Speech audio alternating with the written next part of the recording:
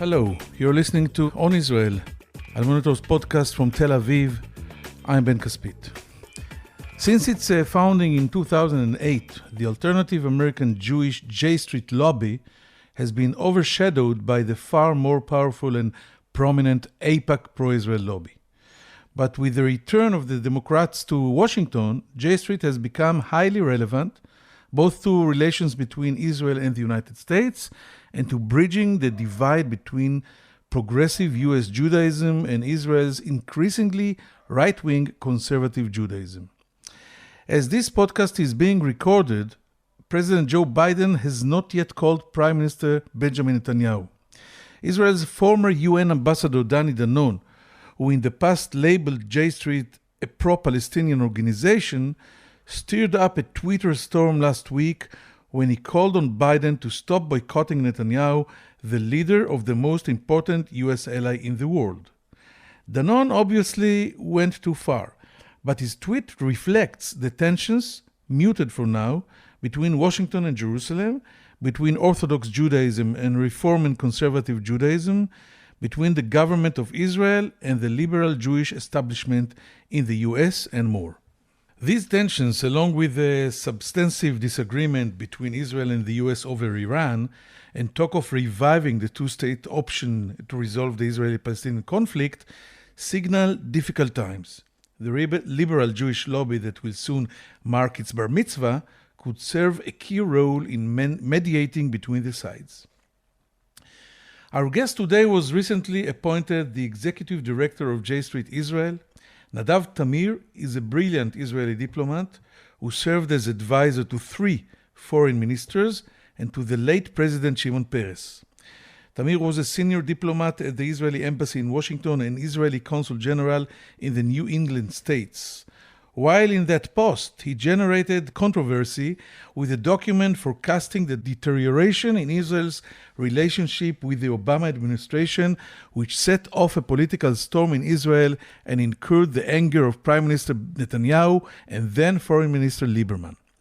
Nonetheless, Tamir's forecast proved correct in foreseeing the deep crisis between Washington and Jerusalem on these times. These days, Tamir holds a senior position at the Peres Center for Peace and Innovation and continues to propound his belief that the two-state solution is the only viable solution to the conflict with the Palestinians. Tamir will be here with us right after this short commercial break. If you're listening to this podcast, you obviously care about the Middle East, and if you do, you should probably be reading El Monitor. El Monitor is a global newsroom headquartered in Washington, D.C., with a network of over 160 contributors around the world. El Monitor offers first-class reporting and analysis from a range of perspectives and an approach that represents the highest journalistic standards, as well as an award-winning commitment to press freedom and independence. If you haven't done so already, visit us at elmonitor.com, check out our articles, and sign up for our free newsletters. There's a lot to choose from, including the Week in Review, an essay that offers unusual insights and forecasts into the region based upon El Monitor's outstanding reporting. And if you haven't done so, please subscribe to our El Monitor podcast on your favorite podcast platform, On Israel with Ben Caspit, and On the Middle East with me, Andrew Parasolidi.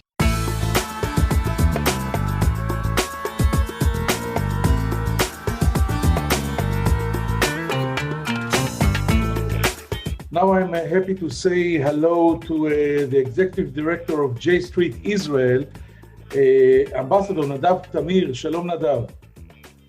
Shalom, Ben. It's great to be in your program. Thank you for being with us here in On Israel.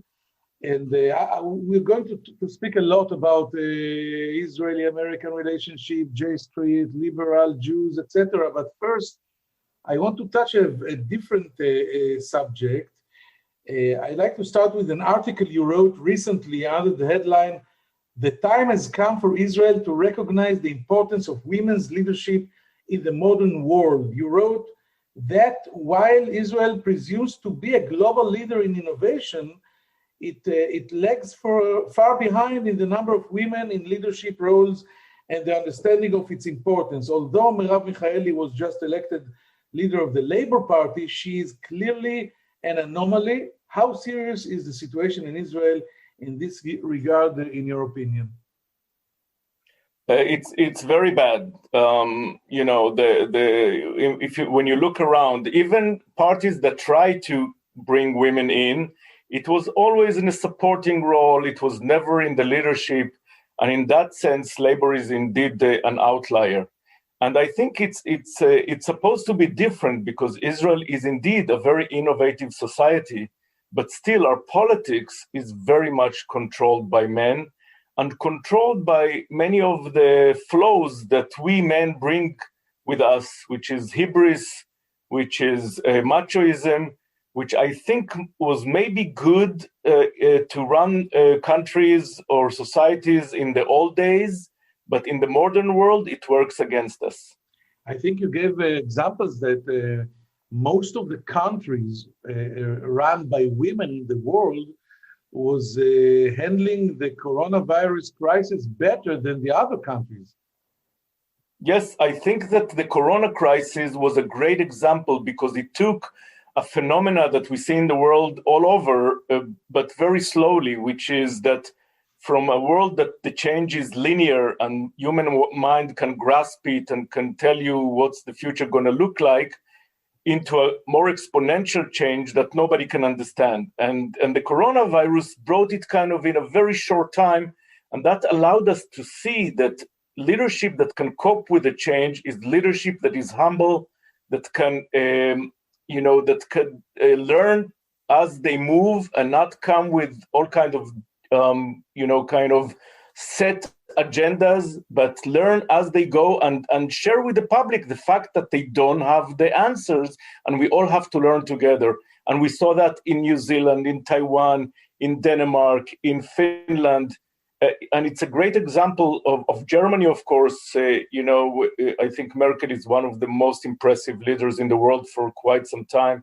So I think we have to learn from those examples. Yes, I share your opinion on this, but I think we need a lot of patience until here in Israel we will not be so machoist and understand. Well, although we had a woman as the Prime Minister, Mrs. Golda Meir, but many years passed since then. So let's now talk about the main issues, and I'll ask you the next intriguing question: what will be harder, in your opinion, to fix? Israel's relations with the Democratic Party, with President Biden, and with liberal American Jewry, or the relationship between J Street and the Israeli right, which is the majority in Israel? Well, I think you cannot disconnect the two, because if J Street for the last 4 years was not connected at all to the administration, now J Street is one of the only organizations that actually is very much in line with the coming administration. So if Israel wants to have good relations with the American administration, I think good relations with J Street are part of it. But J Street also represent the big majority of Jews who are more liberal and progressive in their views. And it's about time that Israel will understand that in order to be the homeland of the Jewish people, we have to be able to connect with the big majority of the most important Jewish diaspora in North America. Do you think, you know what, I'll ask you this. There is no denying that President Obama's conciliatory policies did not benefit the Middle East. His efforts to forge peace between Israel and the Palestinians failed.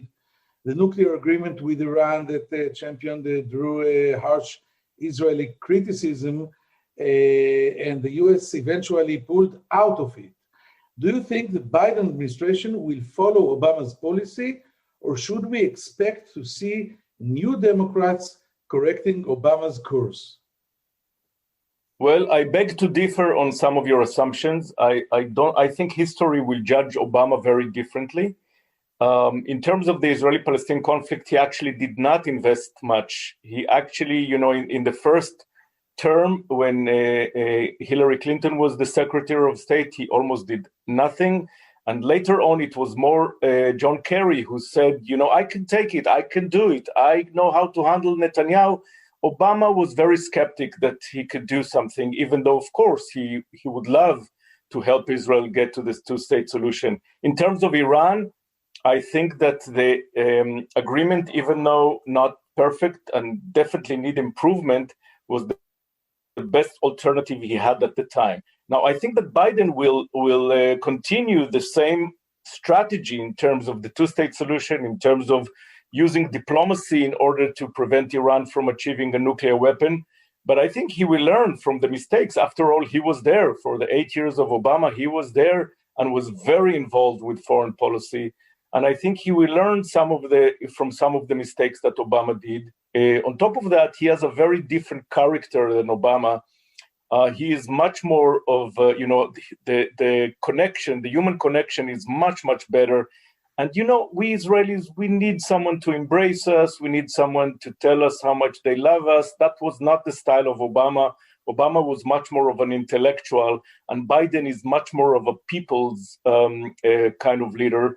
And he also knows that to raise expectations in terms of the Israeli-Palestinian conflict is dangerous. So he will be much more careful. But I think on the big strategy, he is continuing the Obama philosophy. So do you agree? I think one of my previous guests, maybe Danny Dayan, defined President Biden, as more Clintonian than Obamian. Do you agree with this? In terms of his character, yes. He's, just like Clinton. Clinton, when you was in the room with him, and I was lucky to be in a room with him many times, not just because of me, because of working with Shimon Peres, and sometimes as Consul General, he is so connecting, so empathetic.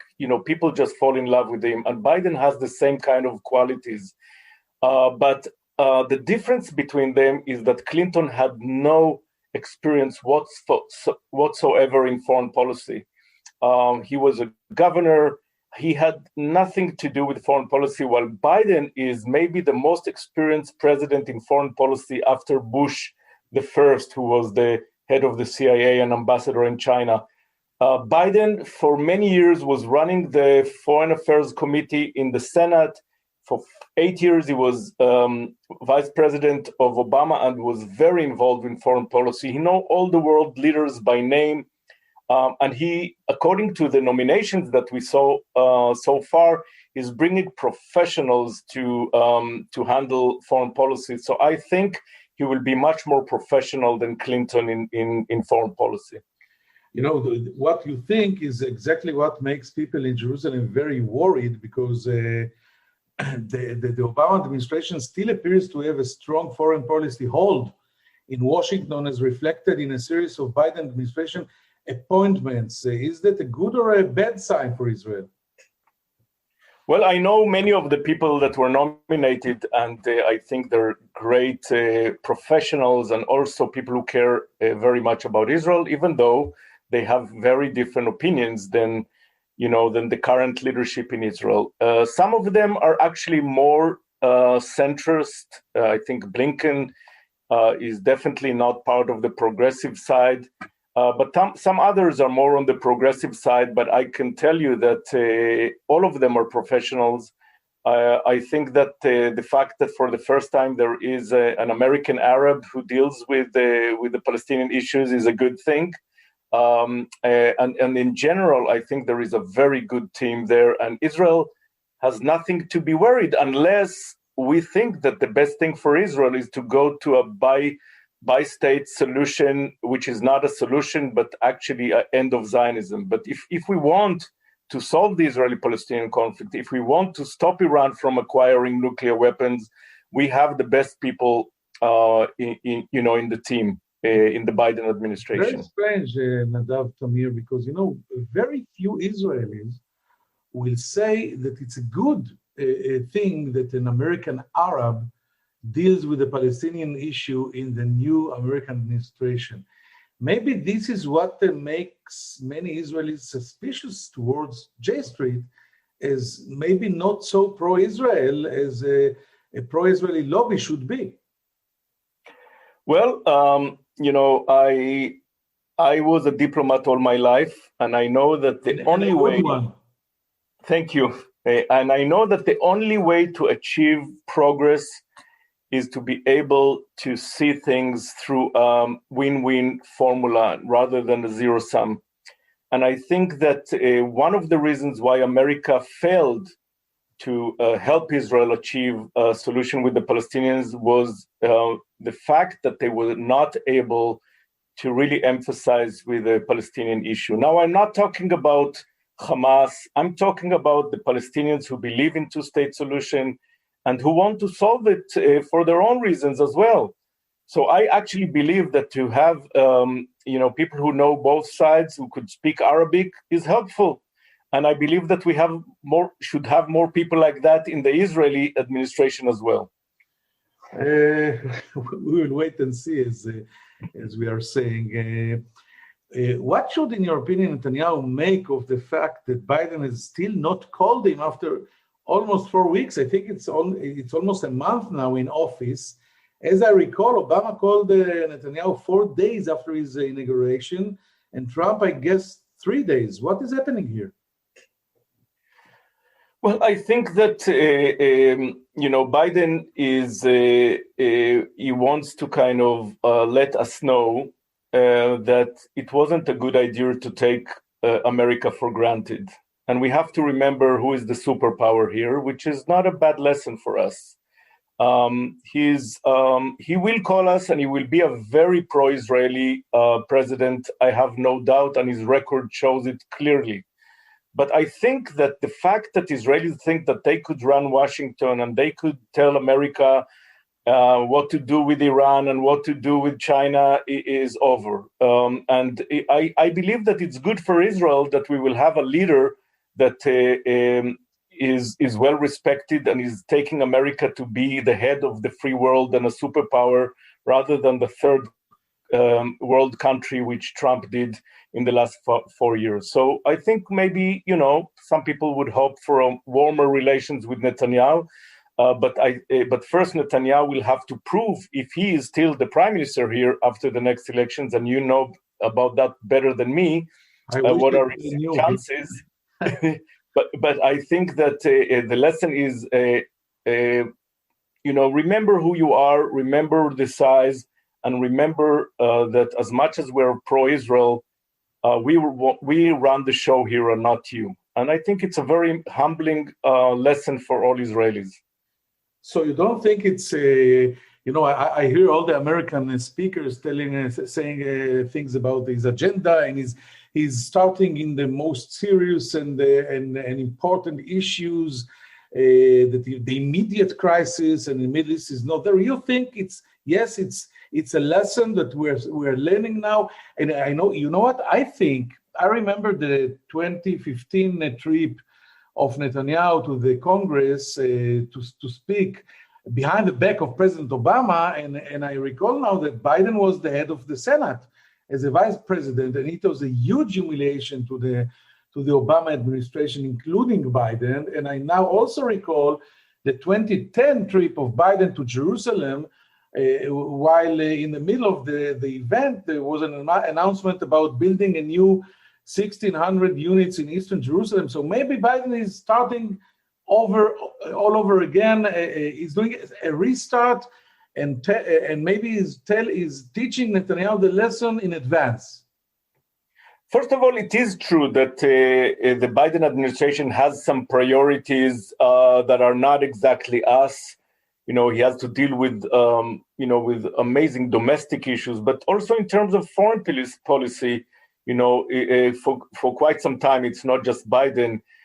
America understands that the Middle East should not be the major interest of their foreign policy because they don't rely on Middle East energy anymore, and all their interventions in the Middle East were a catastrophe, whether it's going all the way in Iraq or leading from behind in Libya or doing nothing in Syria. Nothing really worked. So they understand that there are issues where they could make a difference much more than the Middle East.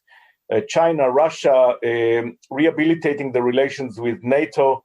climate change, which is a very big priority. And unfortunately, most Israelis don't understand that climate change is so much more dangerous than the coronavirus, but we always see just, what's in front of us and not what's the future holds. So it's true. But it was true for Obama as well, and he did call. But I think that one of the lessons that Biden learned is that some Israeli leaders, when you give them special priority, they take it for granted, and they come to play against you in your own court. And Biden wants to bring us back to the perspective. Who is the superpower here? Maybe start again. I don't think it's bad. It's a bad lesson. He's telling us, listen, you are the spoiled child. Start to behave. But let's move on. And do you understand Israel's concern about the possible easing of U.S. sanctions on Iran and a return to the nuclear deal that would enable Iran to become a nuclear threshold state within 5 to 7 years? There is a lot of talks about it. The Chief of Staff, General Aviv Kochavi, spoke about it 2 weeks ago, and it was not a good sign, talking about the future relationship between the Biden and Netanyahu administrations. What do you think about this issue? Well, first of all, I think that there is no way to change Iran's policy without diplomacy. I think that also, if you look at the facts, if you look at the reports of the Organization of Atomic Energy, the International Organization of Atomic Energy, you see that since Trump withdrew from the JCPOA, Iran achieved around 12 times more enriched nuclear uranium, and many more centrifuges are being restored, and another site is being handled. So the fact that the Iranians suffered because of the Trump sanctions did not cause them to change course.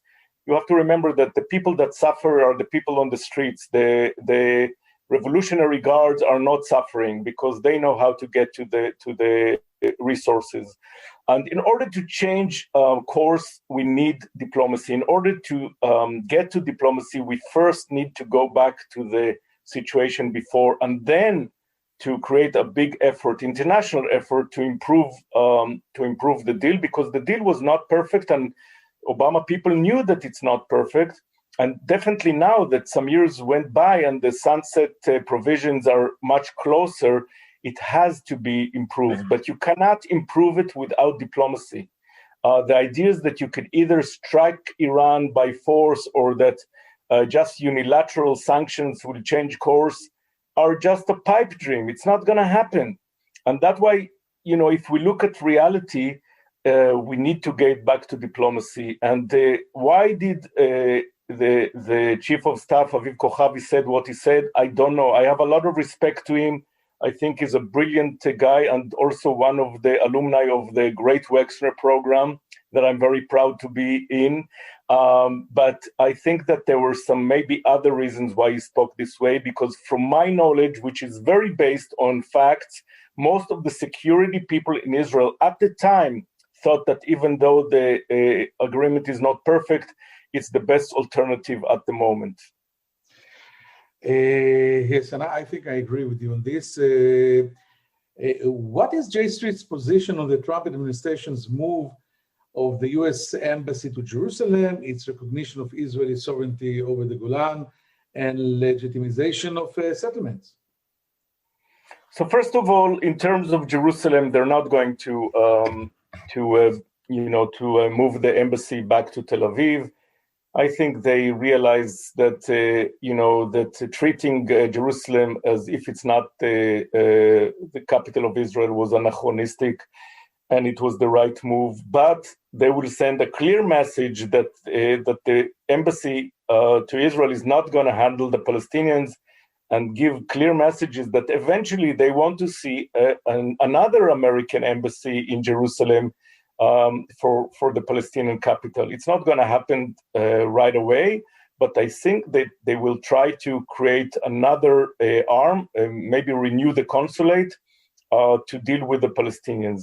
In terms of the Golan Heights, they understand that in the situation right now in Syria, it's not relevant to speak whatever about. Secretary Blinken just said, that Israel needs the Golan Heights to its security, and but he not speak about the far future.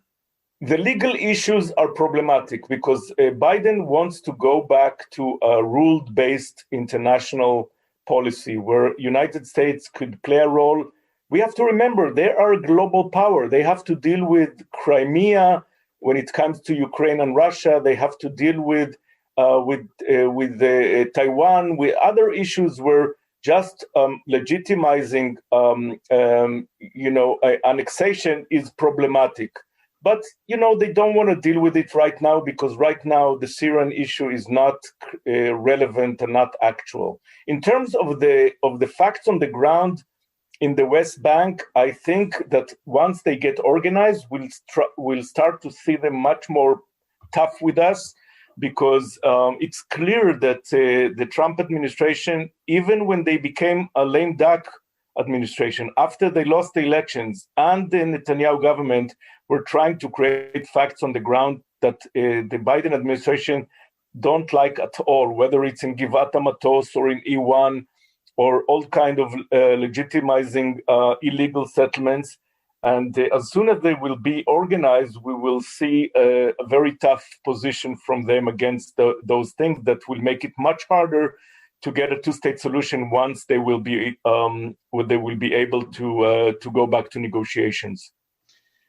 Okay, how do you rate the chances of bridging the growing gaps between the majority of American Jews who are liberal and progressive and the many right-wing conservative Israelis? Well, I think that what's happening in Israel, and again, this is more your expertise than mine, but when I'm looking at the surveys, the deep surveys, you see that there is a mismatch in Israel between what people think about the issues and how they vote. Most Israelis are for the two-state solution. Most Israelis are for gay rights. Most Israelis are much more open to many of the things that are not really manifested in the politics of Israel. Because for quite some time, there is no real leadership on the left. And Netanyahu, which I think is a big danger in terms of as a statesman, but he's probably one of the brilliant politicians in the world. And he was able to control the agenda. But I believe that Israelis are much more progressive in their views than what you see in the Knesset. But Israel has to work hard to go back to bipartisanship, to go back to the relation with progressive Jews who, one of the things that most Israelis don't understand, for example, is why American Jews care so much about the rights of non-Jews in Israel, the Arabs, the Druze, and others, because they know how it is to be a minority, and they expect their state, the state of the Jewish people, to be a model of how you deal with minorities. And most Israelis forgot that we were always minorities in so many years, and now we treat minorities as if, as if they don't count. And the way we treat Reform and conservative Jews as if they're second-class Jews, while we expect them to do lobbying for us and give us charity, it has to be changed, and it has to, and we have to work both in terms of education. For example, I believe in reverse birthright. I believe that every student in Israel, or maybe high school student in Israel, have to visit some of those communities and to live among them for a week or two, because as much as it's important to go to Poland to see the Nazi camps, to see where Jews died, they have to see where Jews live, and to understand that the concept of people that they are extended family. And we have to do a very serious change in order to connect back to the progressive Jews. You just have to find someone to finance this reversed birthright, but it's a brilliant idea. But Nadav, I think you touched now the very core of the differences and the huge divide or gap between born Israeli and the American Jew, because the Israelis here, the Sabras like myself, They don't think anymore like a minority. They forgot the lessons of the diaspora, of the Gola. They think like, people with sovereignty on its land. So they don't feel what you just described, that we are 2,500 years, we enjoyed living in other people's lands. So I think this is the existential gap between us. The ironic thing that on some things we're still with the shtetl mentality. For example, all the feeling that we are surrounded by enemies, that everybody hates us, and the existential threats is completely unfounded. Most of the world is not against Israel, against the occupation maybe, against settlements, but not against Israel. I see it. When I speak to Chinese, even when I speak to Europeans, they love and admire Israel. They just have issues with the occupation. So we still live in a shtetl mentality, as if we are still out there, in either in small villages in Eastern Europe or in Arab countries on the one hand. And on the other hand, we feel that we are now the kings of this land and we don't have to care about anybody else. So I think, again, it's part of the poison that we got from our leadership for so long, that they use our fears, the authentic fears of Jews, that based on our history, in a manipulative way, in order to put aside those liberal and progressive values, that we have to be the model for the world, how to do a country that's based on human rights and minority rights. So there is a big change that we have to do, and a lot of it, as I feel, people like us, the Wexners, or other people who spent some time in the US and understood what those communities are all about and how much tikkun olam is important for them, we have to work hard to educate Israelis in order to create this connection, because this is what we meant to be, the homeland of the Jewish people. We can't ignore them. I think this in the conversation, Nadav, was not only interesting, but very important. And I thank you very much for it. And take care, and toda rabba and shalom. And we will be right back after this short break with some final thoughts. Thank you, Nadav. Thank you, Ben. I'm Andrew Parasiliti, president of the award-winning media news site El Monitor, where we cover the Middle East with some of the best reporters and columnists anywhere. And I'm excited to announce our new podcast, On the Middle East, where each week I will interview newsmakers from the U.S. and the region about the latest news and trends, with additional commentary from our on-the-ground correspondents. Those of you who follow the region know that what happens in the Middle East doesn't stay in the Middle East. And to cite another great movie line, every time the U.S. tries to get out, the region pulls us back. Your time is valuable, so let me promise you this. You will learn something and you will never be bored, because each week we'll be talking with and listening to those leaders who are making the news and shaping the trends in this critical and fascinating region. So please subscribe to On the Middle East with me, Andrew Parasiliti.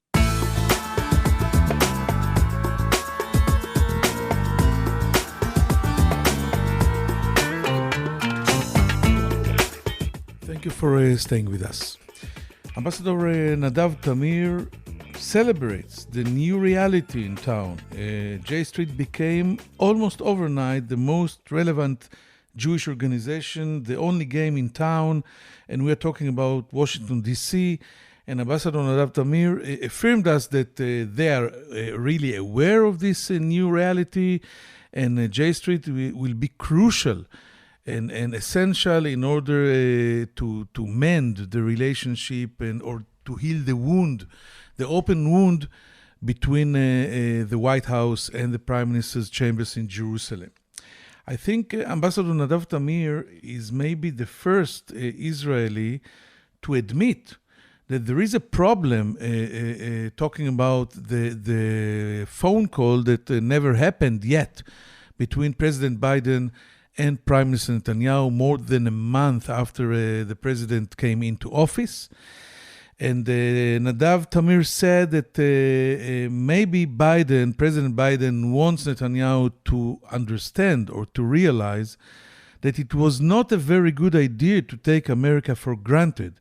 There is one superpower here, and eventually, said Ambassador Tamir, the president will call and will be a very pro-Israel president, as he was all his career, but maybe he's hinting Netanyahu that this game is over, and the days when Israel was handling or managing the whole foreign policy of the United States towards China, towards Russia, towards the Middle East through the evangelists and Ambassador Dermer and Edelson and many others are over.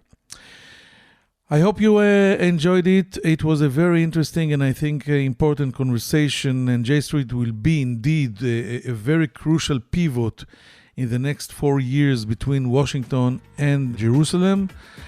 See you here next Monday in On Israel.